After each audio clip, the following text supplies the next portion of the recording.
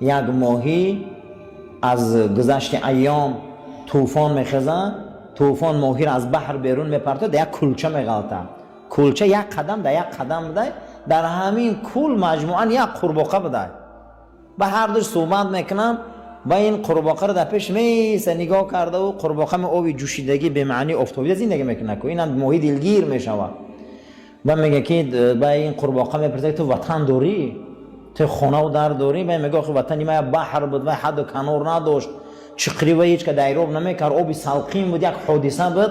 و این قورباغه میگه که در جواب که میخواد خوب باشه چنین پنجی من چقریش و این ندیده یوخی همین رفیقی بعد غم دادن میگیرد مخم خیر جاهل.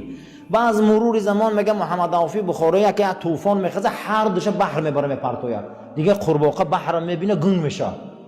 میگه من نمیدونم، میگه وطنی من همه جا اومدم. یعنی اینجا طبیعت انسانای برادرها، طبیعت که اینجا خیلی انسان میدونی پیغمبر شب معراج کجا میروه اما میبیارش خدا خطی ابوجهل امتحانش میکنه.